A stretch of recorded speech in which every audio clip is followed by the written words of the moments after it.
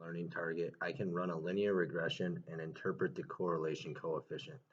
Mainly this first video is just going to talk about the correlation, what it is, and what the correlation coefficient, the R value, means. So we're going to start with some terminology here. So the first word, correlation, is a measure of how closely related two data sets are. Okay, so it's really just talking about how closely related two sets of data are.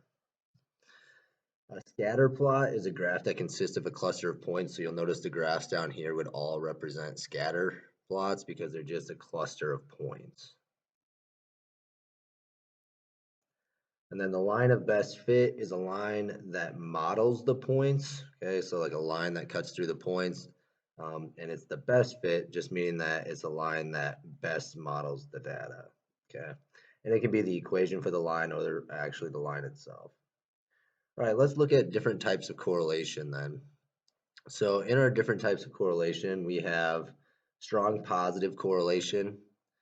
Strong positive correlation is when you have two things both increasing with each other in relationship to one another. So for example, here I have ice cream, and it's talking about the temperature and how many sales you have during those temperatures. So obviously, as temperature increases, right, as things get warmer, people are more likely to buy ice cream. So we see that both things are increasing in relationship to one another. So that is a strong positive correlation. And we say positive because they're both increasing.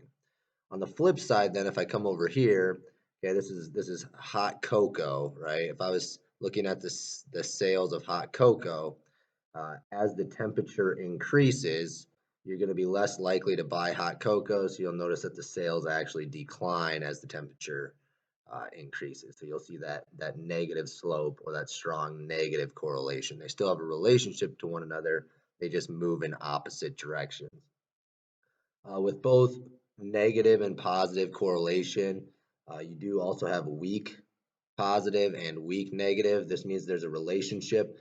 It's just not as strong as other relationships. And then lastly, we have zero correlation, and that's usually when two sets of data or two variables just are not related to one another um, at all. So if I look at this is the sales of books, right, and temperature. So as temperature increases, the sales of books basically is all over the place anyways, right? It's not getting affected by the temperature. There's not a relationship there.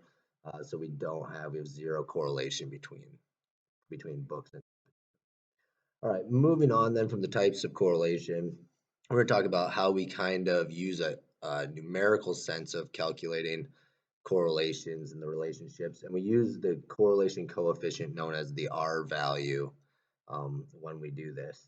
The first thing we need to know is that the closer R is to 1 or -1, the better the correlation. If it's closer to +1, that means it's closer to being a positive correlation. If it's closer to -1, it's closer to being a negative correlation. If R equals 1 or -1 on the dot, so like it perfectly matches 1 or -1, then that tells us the data forms a perfect straight line. Okay, and I'll show you that again looking at these graphs. So if we look at these graphs, right, when it was no correlation, they're all scattered. When it was weak positive, you can kind of tell they're trending in the same direction, but they're not very clustered together.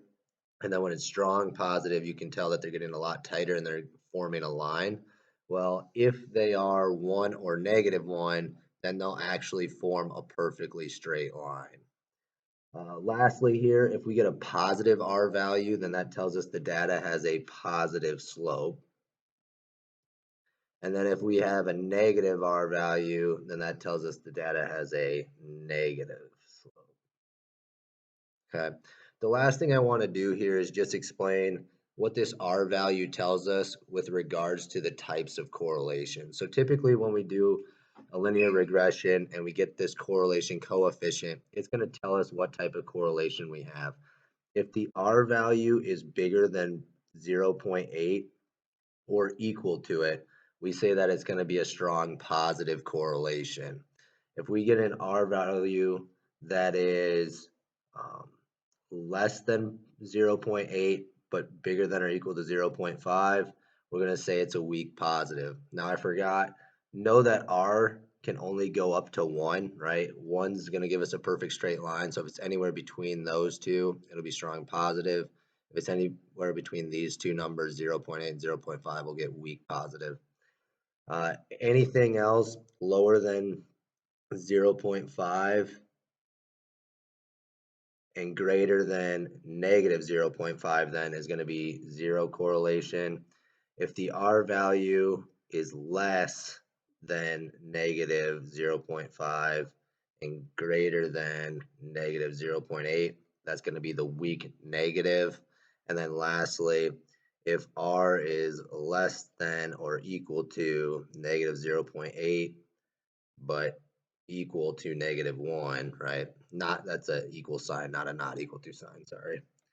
So if it's between these two numbers, we'll say strong negative. So just to kind of recap again, if R is between negative 1 and negative 0.8, that's going to be strong negative. If those are both positive, it's going to be strong positive. If it's between 0.5 and 0.8, if it's negative, it's going to be weak negative. If it's positive, it's going to be weak positive. And then anything between 0.5 and negative 0.5 is going to be zero correlation. Okay, and we'll see that when we're doing examples with linear regression.